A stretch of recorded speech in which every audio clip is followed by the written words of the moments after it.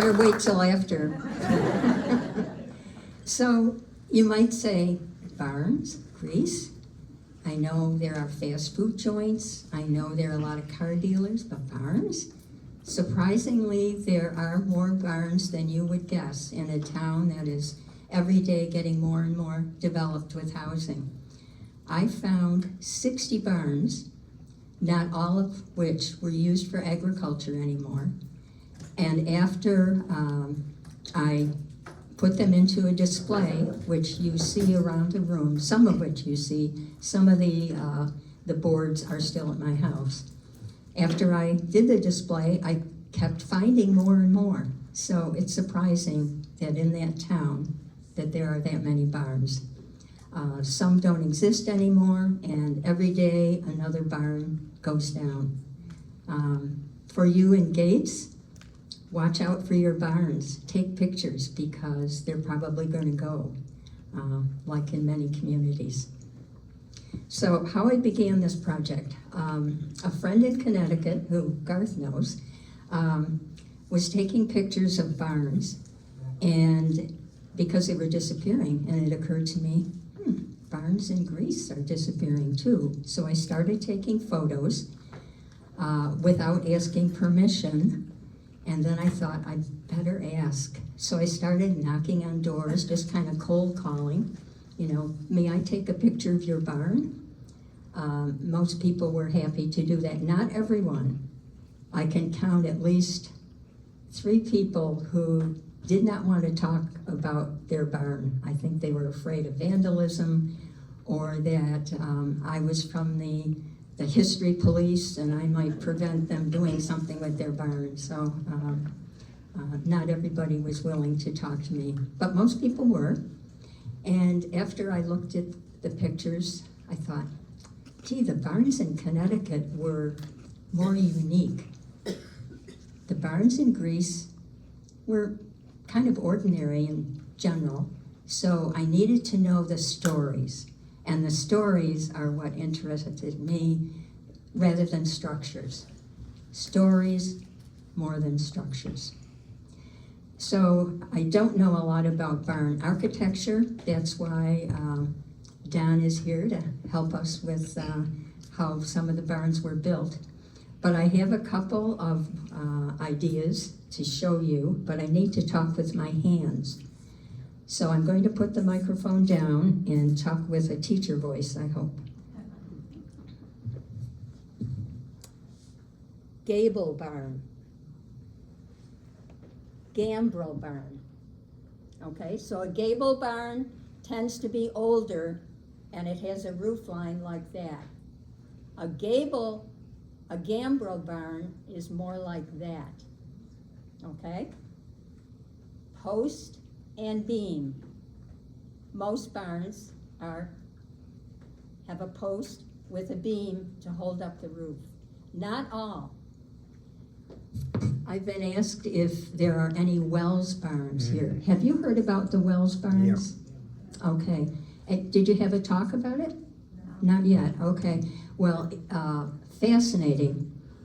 John Talcott Wells built a lot of barns in the Mumford, Chili, Wheatland area that have no posts or beams. They're all open, kind of like a church. They're amazing. If you go to channel WXXI, there's a movie called Still Standing, The Barns of J. Talcott Wells. Try to see it, it's fascinating. The videographers were also interested more in the stories of the people than the structure. They're interested obviously in the structure, but the video features stories of the people who lived there and who still do. I don't think there's any in Gates, but there's one in Chili. Do you know where the Craigie Bray golf course is? Mm-hmm. Craigie Bray on Union Street, right? Mm-hmm. That's a Wells barn. And one of the ways you can tell is that above the window is a lazy W. Okay? Lazy W generally is a Wells barn. Some have been moved and they're used for wedding barns now, since more and more people seem to be getting married in barns instead of church. And actually they look like the interior of a church. So, sorry, no barns that built by wells in Gates or Greece. Darn. But we do have some interesting ones, some of which I'm going to show you. Not a complete look at all the barns in Greece, but there is a book, and it's kind of a condensed version of the display that was at the Greece Historical Society, and Jackie has the books. Jackie, whose hand is up. The Greece Historical Society is selling those for $10 a book tonight. And Bill Sowers, the president, said it's a special deal. So, whatever. He got a good price on the printing. The printing leaves a little to be desired, but it was a bargain, so he went for it. So, if you're interested, Jackie has the books. Thank you, Jackie. So I'm going to ask your indulgence tonight. We're looking at old barns, old lady, old technology, 35 millimeter slides. So I hope you can see what is projected. And I'll ask Sue to turn down the lights.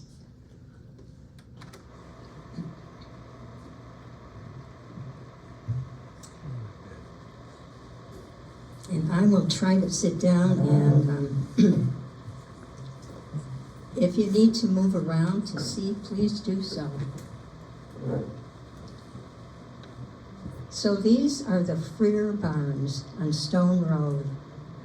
It's been Freer's for years. Maybe you've heard of Freer Garden Center, or they had a large Christmas store. The Freer barns were just recently demolished to make way for Byrne Dairy. So I'm going to show you 4 or 5 barns that are no more, that are in the book and were in the display but no longer exist. The last owners were Warren and Lynn Freer. It was Warren's great-grandfather who came and to that spot. The acreage was much larger then than it is now. And he had a truck farm. So that farming continued in the family until there was a lot of damage from a windstorm and hail. Greenhouses were damaged, and that kind of was a message to Warren and Lynn that it was time to retire. So that's been just a recent happening. So those barns are from the mid-1800s. That particular barn was the start of Freer Chevrolet. And inside the barns were a lot of old tools, and somewhere there is a date on that particular wall. A little hard to see. I realize the slide is not fantastic. In the back, behind the barn, were all these old tools and old equipment used for farming. All gone. This is the Fleming barn. It was on Ladder Road. The barn dates from about 1906. It was built by Joseph Fleming. Joseph and his brother Patrick came from Ireland, and Joseph was a brick mason, built a beautiful home next to the barn, and that's the way it looks now. The home is still there, but the barn is gone. Dr. Frank Sansone bought the barn, and actually Dr. Sansone passed away a couple of weeks ago. But I asked him permission when I started doing this, can I go in the barn? And he said, be careful, there's a lot of woodchuck holes, and but he let me go in, and There are pictures, I believe, maybe over there on that poster over there.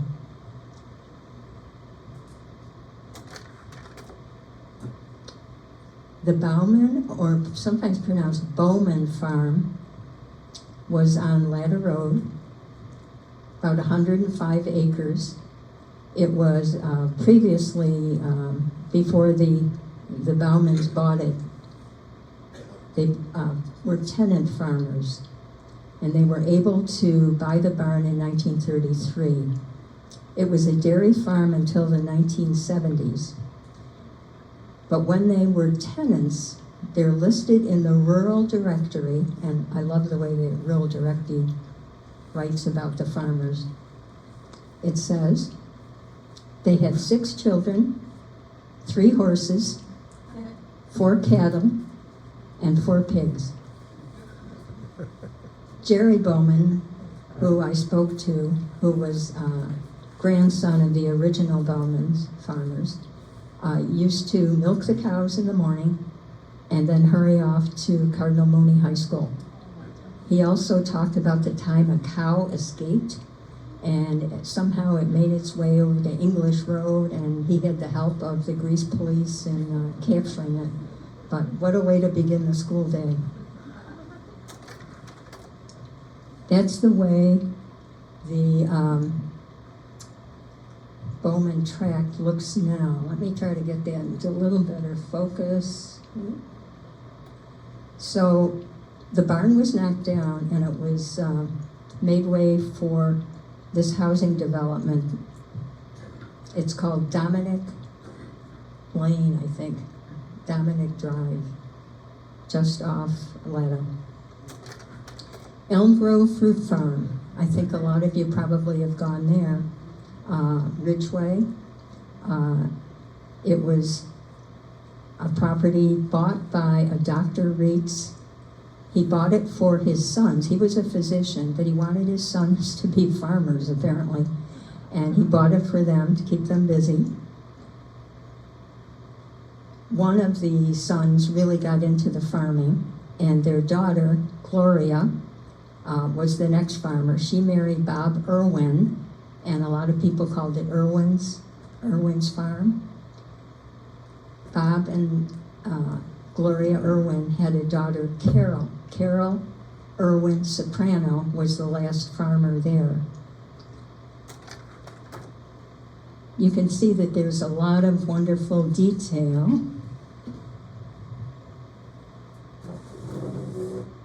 In that barn. This is on an upper window of the barn. Nowhere in a lot of modern building is such attention put to detail, but this barn certainly was. The oldest barns on the property date from the mid-1800s. And this was taken, about 2016, so it was beginning to deteriorate, and it's completely gone now. Some of the property was sold to the town of Greece, and the Gaddy Plumbing Company owns the south side of Elm Grove, of Ridgeway, near Elm Grove, for their business. And there are still barns on that side. This is the Ivans Carriage House. It's at the corner, was at the corner of North Greece and Letta. The Ivans had a general store and this blacksmith shop in the mid-1800s. By the 1920s, it was a place for a mechanic named Gordon Adams. At that point, it became another location. It became another business, and then was kind of abandoned. It was near what was called the Hotel de May, and both of those went down probably about, let's see, do I have a, no. around 2013, I'm going to say, that both the Hotel de May and the Ivan's blacksmith shop were demolished. And as of last week, there's still nothing at that corner. Try as the Historic Preservation did to save that Hotel de May and this structure, they couldn't do it. And there were a lot of ideas of how to use the property, but nobody wanted to do it. By the way, the barn here was once used to repair Model A's and Model T's. This was the DeJager barn on Long Pond near Mill. There was a stone house and a stone foundation barn, both from the mid-1800s.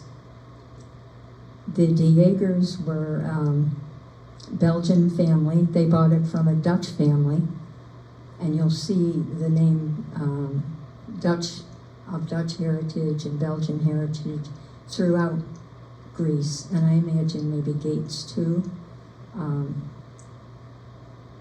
The DeJagers bought it from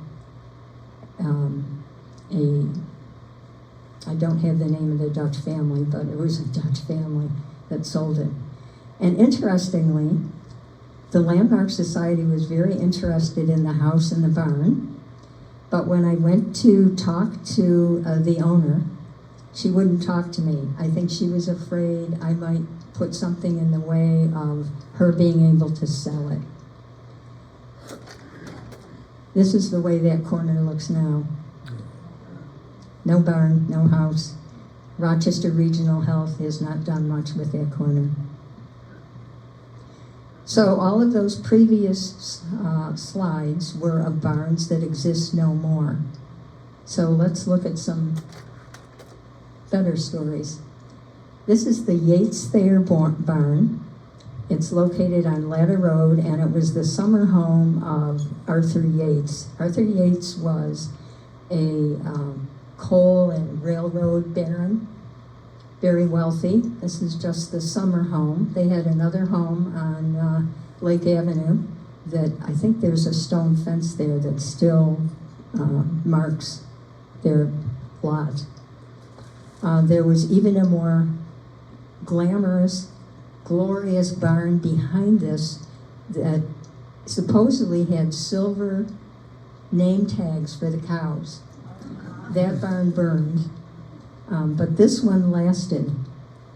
And thanks to the Historic Preservation Commission in Greece, Gina DeBella and Gloria Latrania worked since 2002 to save this house and barn. And although there was a Fleming Creek development for like over 55 people who are over 55, the house now is the business for one of the Wegman developing companies. David Wegman is, I believe, the person whose office is here. I don't know what they do with the barn, but it's saved, and it is glamorous, isn't it? The detail is just fantastic. So here's your little question. Is that a gable or a gambrel? Gambrel, right. Oh, there, you pass. So for the Gates folks, make sure you have your historic preservation folks ready to look at houses that should be saved and barns. Here's another success story. This is a barn owned by Phil Lake and his family. It's on North Greece Road. It was built in the 1840s. Originally was farmed by Northrop. And the Northrop name you would see a lot on old maps of Greece. Mr. Northrop lived in the city. He came to Greece. He supposedly drove a stagecoach for the mayor of Rochester. But he left that, came to Greece, and started farming. He wrote a lengthy memoir, which you can see at the Greece Historical Society. And then the current owner's mother wrote a history. So it's well documented what they grew there and the various owners. At one time, a Kelly family were tenant farmers here, and then they went on to move to Hilton and open Kelly's Apple Farm. You can see the two brick structures, a smokehouse and a privy, that are next to the beautiful farmhouse, well preserved. So the Lake family are good stewards of this property. And I don't know if you noticed, but that barn was re-roofed recently with a heavier roof. If a barn roof goes, it's likely the whole barn goes. So Phil Lake has put a metal roof on. This is the Mayer barn. It's on Ridgeway near Elm Grove. It's a gambrel, earlier 20th century. The Burdine family had a farm here called Locust Lawn. And unfortunately, they lost some of their property when the Erie Canal was located out of Rochester and put south. And so it did cut a lot of farmland in half. Mr. Novak was, after Burdine's, the farmer, but he had a very small farm, but he was kind of an opportunist. When Long Ridge Mall was being built, he saw that they were scraping the topsoil off, so he collected the topsoil and had a mound of it in front of the barn, and then people would come and get the topsoil. Right now, Rick and Tammy Mayer own it since 2013. Rick is not a farmer, but he is the fourth generation of a farming family. And some of you noticed over on Gates Grease Town Line Road, Old Henry's Market. Well, Rick is the great-great-grandson of Old Henry. He's the only one, I think, who's not farming, but he's a roofer, so he put that nice roof on and even added a cupola. The Herman Barn is on East Manitou Road. Probably was built in the 1890s on Rigney land. There's a lot of Rigney names in Old Greece maps. A third of the building is an addition, and it has a dirt floor. So the current owner, John Herman, thought that maybe, because the addition went on in the 1930s, that it was used to hide bootleg liquor, because it's up near the lake, and it's a dirt floor, and they could hide the bottles. Maybe. After a previous owner sold it, Al Bowers was a man who had a seaplane, and he would store his seaplane in the barn, and through a winch and a cable would open the doors and tow his seaplane into Cranberry Pond. John Herman does not have an airplane, but he's kept good care of the barn. This is the DeMeyer farm. DeMeyer is on Maiden Lane, one of the Belgian families. It was formerly a Verwulst, a Dutch family. And the DeMeyer patriarch came from Belgium. He saw a note at his church that there was good, cheap land available in Western New York. So he and others of his family came here to Greece. They were first tenants, and then they were able to buy their farm, much like modern immigrants who save their money and then they are able to purchase a home. It was purchased in 1930. It was a truck farm.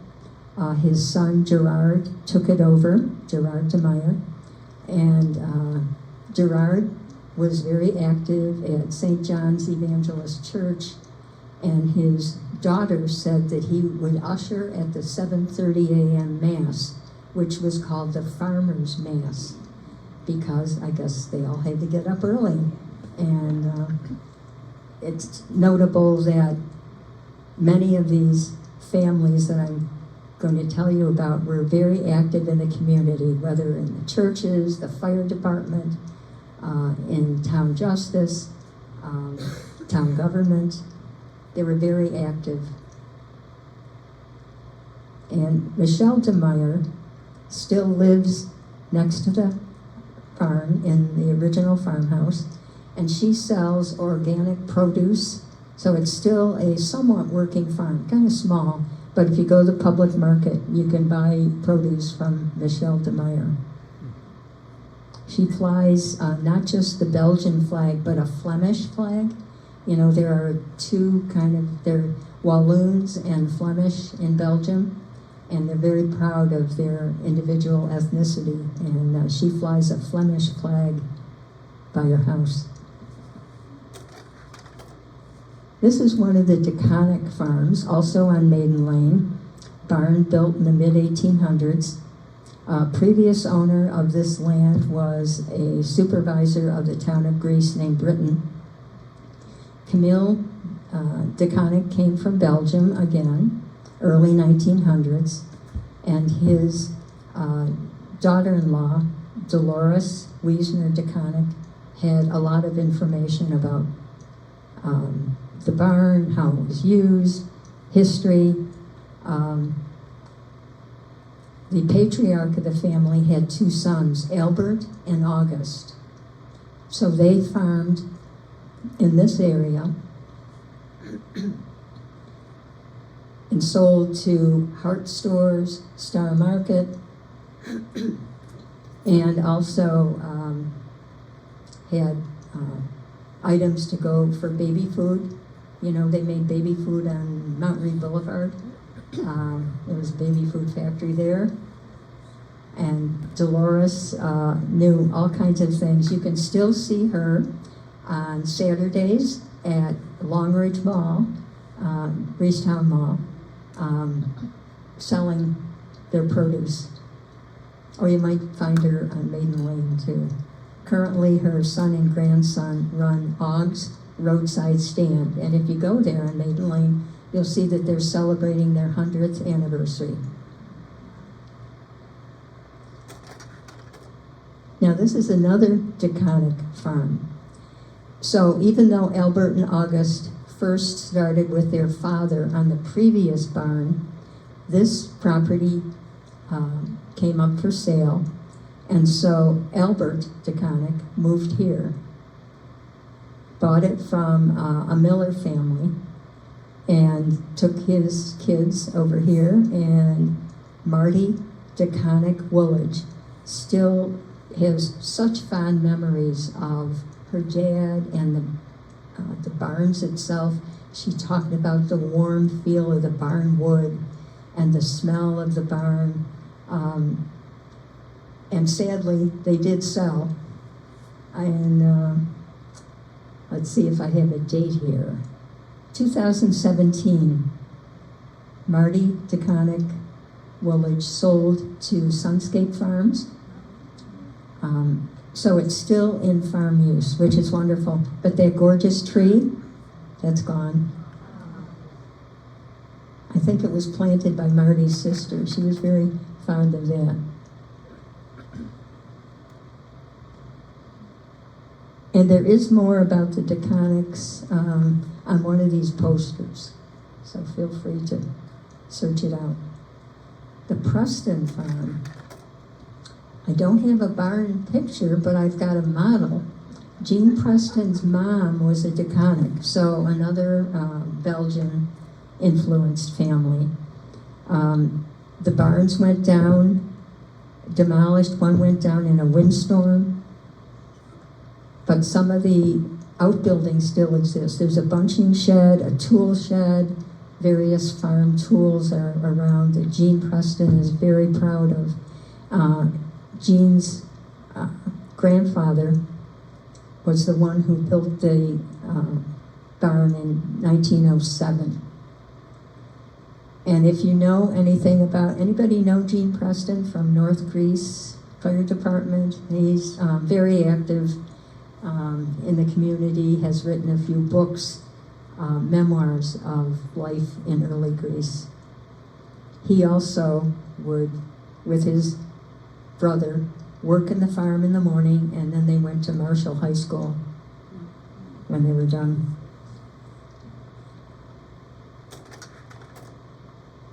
The Rickman barn is right up close to Long Pond Road, but it used to be far away from the road before they widened Long Pond. It's probably one of the oldest barns in Greece. There are 5 generations of farmers. The first was Edwin Rickman, who came from England in the 1860s. He grew hops and hay and fruit, a large, diverse farm, and they called it Old Hickory. The latest members of the family, Bob and Sally Rickman, were just delightful people to talk to. On a wall at their house, they have different implements that were used on the farm, and they just spoke of it so lovingly. And when I left their house, they gave me a hug, and I realized it was because these people were happy to share their stories, just delighted to share what life was like on the farm, and glad that somebody was interested in them. There's the giant pile of hay. Pleasant View Farm. Pleasant View is on Elm Grove Road, and it was first settled by an English family. They bought land from Castle family. The Castles were prominent in Greece government, and Castles bought Upton. And there's a company in Rochester called Upton Cold Storage. There was a company. So a rather choice spot in Greece. The Meisensals bought the property in 1914, George Meisensal. His grandchildren, Pauline Sweeting and Charles Meisensal, spoke with me about the farm and told me that the reason it was called Pleasant View is that their mother looked across the road at Ridgemont Country Club and said, "Oh, what a pleasant view." So they named it Pleasant View. A lot of the barns are gone. You can see deterioration of the roof in the one. Outbuildings like the milking house and the ice house that was converted into a garage, I think those are gone too. But a new owner has put a new roof on one of the barns, and I even saw a cow there recently. So just one.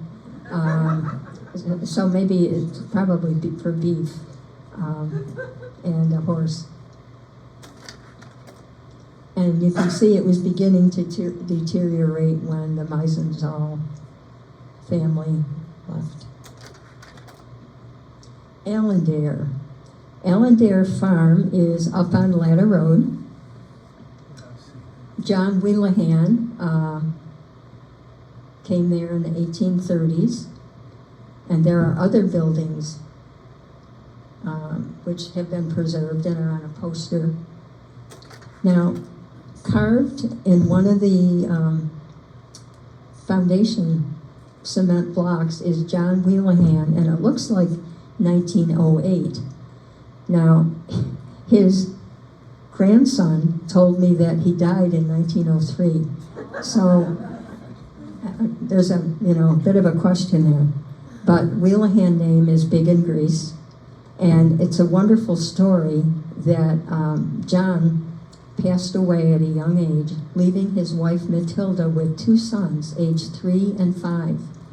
she was able to keep those 50 acres going. I'm sure she had help, but she was able to raise those boys. They both went to the U of R.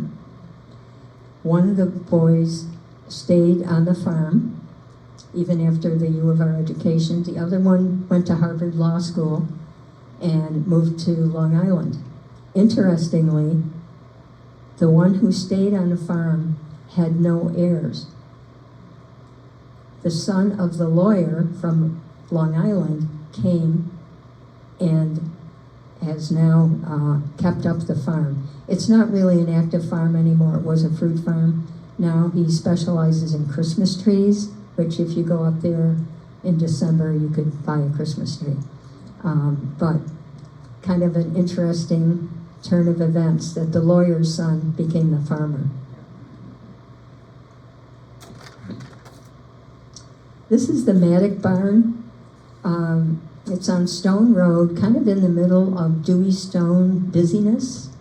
Don't know a lot about it, don't have a date, but the 1918 Rural Directory, which is an interesting resource you can get online, says that, quote, a gardener lived here with 17 acres, 5 children, 3 horses, 2 pigs, an automobile, and a telephone. In one of the other descriptions, it specifically says that the person had a Bell telephone. So at one time, this may have been used, according to Mr. Verstreet, who I tracked down to Tennessee, but who had a farm on Maiden Lane. And he said he thought maybe turkeys were raised here at one time. But then as Dewey Stone developed, the agricultural rules in the town of Greece changed, and as Mr. Verstreet said, turkeys are smelly. So there may have been the end of the turkey farm here.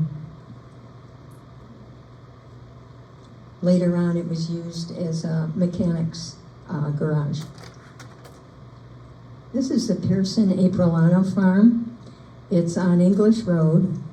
Jack Pearson talked about this when I met with him in the 2011, 2010 area. The original Pearson farm is up in Charlotte, and if you go up on Lake Avenue, there's a Pearson Street. That's where the original Pearson farm was. Then they moved here in 1938. Apples were the big deal. And in fact, Jack Pearson was a well-respected apple farmer, and the New York State Agriculture Department had him testing out a new hybrid of apple along with other farmers around the state, and that turned out to be the Empire apple. So he was one of the first to grow it, and it came out quite well. In 1960, the Pearsons sold the property to Caldwell and Cook for housing. But Mr. Aprilano owns the barn and has been a good steward of the barn. And I think that long ago there was an April drugstore. Does that sound familiar to anybody? So a long time ago. I'm thinking Mr. Aprilano was that businessman.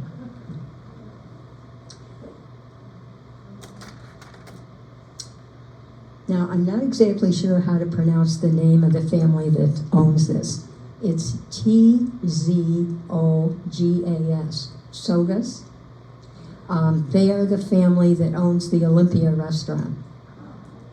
But previous to their ownership, there was a Farman family, a Weber family, and finally it was vacant for a while in the 1930s. Possibly it was lost during the Depression. And in the 1940s, the Kenny family bought it. I talked with Linda Kenny Steidel, who lived in Pittsburgh, and she said when the family moved there in the 1940s, there was no indoor plumbing and there was no central heating. It was a very cold winter. But interestingly, Mr. Kenny lived out his days here, lived here for 40 years, and obviously did improvements on it. It was vacant, according to the city directory, in 1988, and then at some time later, the Togas family purchased it and have taken good care of it. Also noteworthy is the house on the property. The Landmark Society was crazy about the house, which faces English Road. The barn is on Fetzner, but the house is facing English. And supposedly it's just a fantastic piece of federal housing. And luckily a family is taking care of it.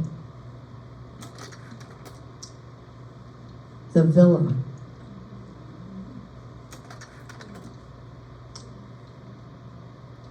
St. Joseph's Villa became the Villa of Hope in the last few years. Previous to that, it was the farm of James Vick. You know Vick Park A and B in the city? Same James Vick. James Vick was a nurseryman, a seed seller, a publisher. He's part of the reason why Rochester is the flower city. After Vick owned it, it went to a man named George Clark, who was one of the original investors in Kodak. And so this barn dates from that period. The Vick barns are gone now. They were gable barns. This is obviously a gambrel. Oh, you can't tell. But there's a lot of detail, beautiful detail. A glazed tile silo, not a plain old wooden silo, but glazed tile. A lot of detail. The Ripmo Shalacy farm. It's a salt box barn, meaning one of the roof lines is longer than the other. This is on what was called Podunk Road, Mill Road. A woman named Madeline Ripma grew flowers here, and she had flower fields along Long Pond Road. Later, Mr. Shalacy bought it, and he's since passed away. It's not looking very good last I saw it. But two interesting stories. One is that in the 1940s, when slot machines were illegal, word got around that there was about to be a raid, and the slot machines were spirited out of some establishment, I don't know where, and stored in that barn for a couple of years. The other story is that during the Korean War, a man who had to go to Korea stored his car there. So I'm not sure how much agricultural use this had, but it was in later use by a woodworker, and he added on some of these fancy touches. This is the Reed Barn, and this is the view if you were looking on the west side of the barn. It's on North Greece Road. He and a friend, the owner, current owner, and a friend spray painted American Gothic on it. What's interesting, and I know there are people here who are familiar with Dakota Vista neighborhood. We think that the previous owner of this barn and farm was Mr. Dyson, who moved his barn and business to Ridge Road near Stone Road. And that's where he built his farmhouse, which still stands, and also an apple dry house, which is now Gaetano's Bakery. If any of you are on Ridge Road, Gaetano's Bakery was really a house to desiccate apples for shipping. So this may have been the original Dyson farm. The current owner is Steve Reed, and he rehabs cars in it, not a farmer. But apparently when the Reeds bought it, it was in very bad shape. There was no indoor plumbing. Now they bought it in, I'm going to check here, the 1980s. And a man lived there into his 80s without privy. They still have the outhouse on the property. They don't use it. The Beatty Lang farm, two family farms were operating here. The James family, the Larkin family, both of which you see on old maps. But in 1942, Leo Beatty bought this dairy farm, and Charles and Connie were the son and daughter-in-law, and they lived in the 1850s Italianate house connected to it. Now it's Dr. Lang's dental practice. But an interesting story is there were a large dairy herd on 180 acres here. And in 1967, when the Greasetown Mall opened, developers at Greasetown Mall set off a hot air balloon. Well, it landed in his cow pasture. He was extremely upset because cows do not like to be excited. Cows like to be content. And Mr. Beatty was quite upset. It made the paper, and I hope I brought that board. Oh, it's over there? Okay. Quite an article. And Connie Beatty, his wife, who I talked to, she's well into her 90s, but still going strong. She can laugh about it now, but not then. This is the Mueller barn, previous property of the Gross brothers who grew gladiolas. It's on Ridgeway. It then went to an Edwin Wegman, who sold some of the property for Unity Hospital. And in 1962, Bev and George Mueller bought this, and they didn't farm. They used the barn for storage and just appreciated the barn. But you can tell why they put lead paint into paint, because that's the same color from 1962. It's not faded at all. Lead makes strong paint and kills people, but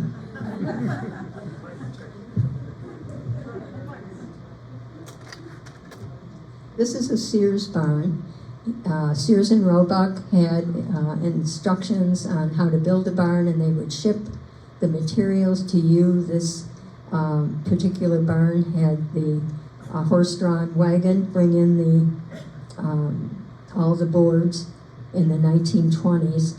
And interestingly, it doesn't have any beams. Now, Don will show you a beam from a barn.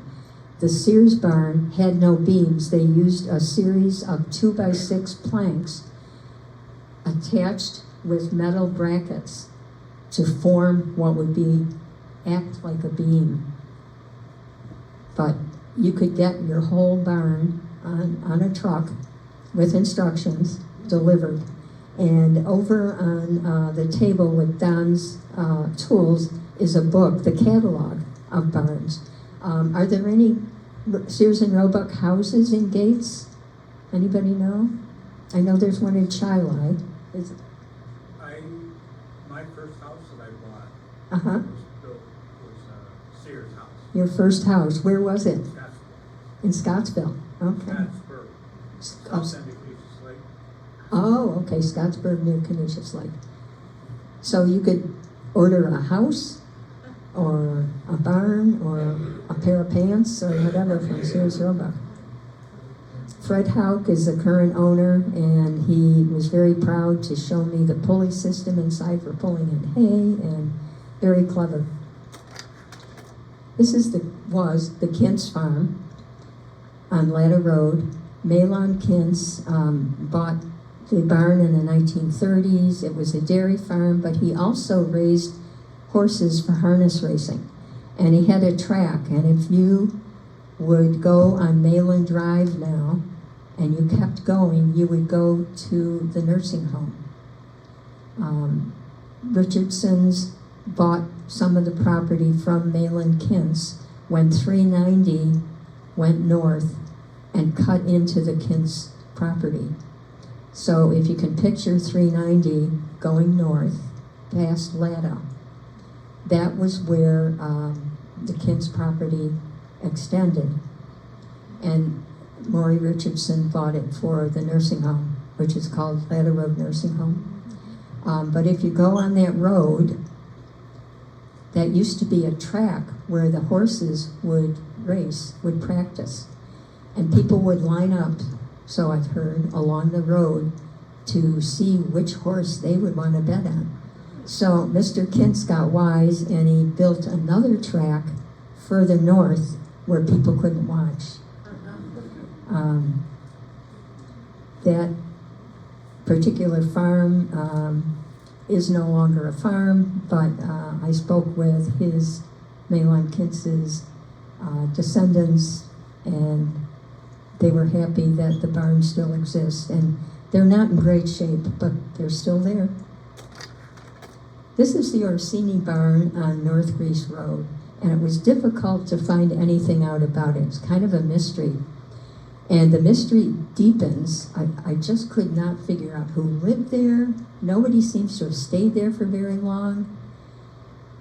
And the mystery deepened when Frank Orsini's son said to me, "Do you want to go see the barn?" And yeah, okay. So we go up into the barn and we go up these stairs. He said, "Do you want to see where the ghost is?" Okay.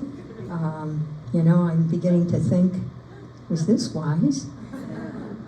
So he claimed that there were a couple of doors up in the loft area that would rattle. And he said there's no reason why they rattle. That was the ghost. Okay?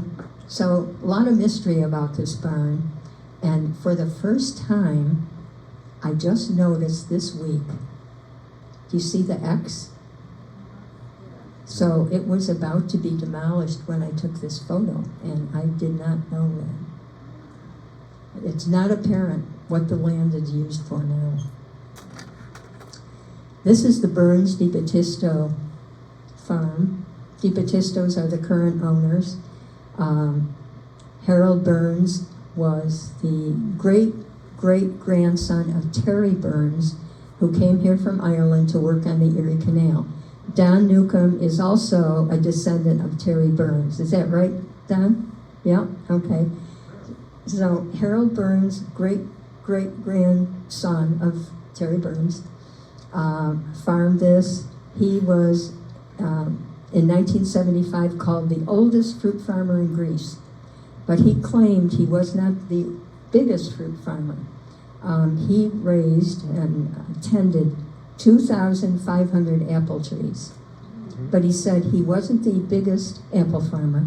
It was Apple Annie, who was up on Latta Road, whose family would not talk to me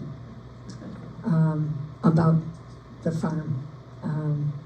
I went back twice because Apple Annie raised and took care of that farm by herself as a widow. And I said, "Wouldn't you like to tell her story?" No, was the answer. So some future person will have to tell the story of Apple Annie's farm. Now, this I'm calling the Resch farm, but it used to be the Burns farm. And after the story of the ghostly story of the Orsini barn, I'm going to conclude with a very nice story. This originally belonged to Harold Burns, as did the previous photo that you saw. During the Depression, Ambrose Resch came here as a tenant farmer in the 1920s.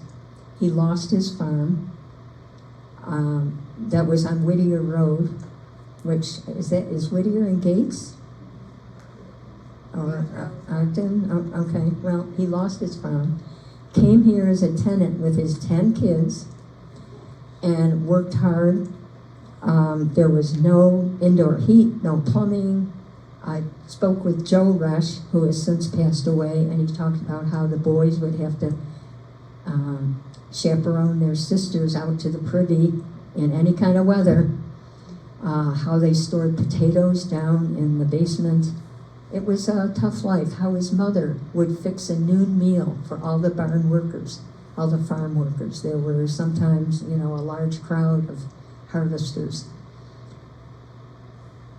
And interestingly, the good part of the story is that Harold Burns died leaving no heirs, so he willed the farm to one of the Resch boys, Bud Resch. And Bud Resch farmed here for many years. Now this is the neatest part of the story. In a circularity of generosity, Bud Resch donated part of the land for the Edna Tina Wilson Health Care Facility.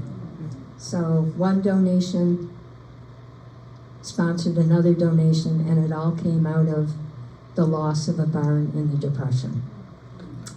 So that's a better story than the ghost one, don't you think? So I want to leave time for Don to talk about, would you like people to come over, or do you want to hold up the items, Don? What would you like to do?